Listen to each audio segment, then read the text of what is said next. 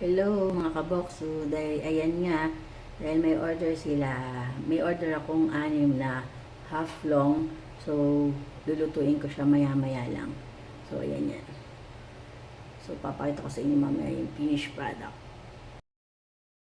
So, ayan guys, dahil may order ako. So, yung hotdog na luto ko na siya. Then, yung tinapay, na init ko na rin siya. So guys, ayan yung mga gagamitin ko. So let's do it.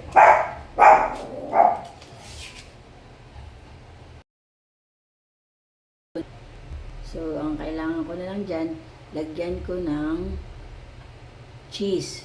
Tapos yun, depende na lang sa customer kung gusto hot sauce. Then ayun ang ginagamit ko talagang dressing. Yung ganyang ketchup lang. So yummy. All goods. Na guys, lalagyan na natin ng cheese. Yan ang the best. Lagyan natin din to. Yan. So, yung mga customer ko, kaya sila po bumabalik-balik kasi talagang masarap. Talagang masasabi mong loaded.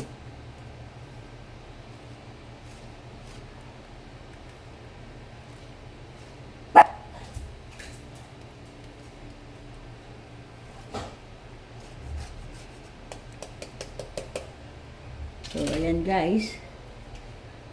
Ganyan kasarap yung half long ko. Tignan natin guys. Yummy, yummy. Let's do it. Sarap.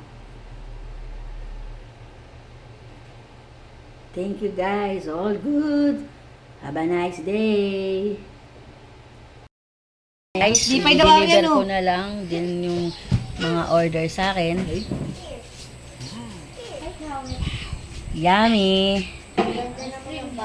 Para na lang din ako si Neneng B. Joke lang.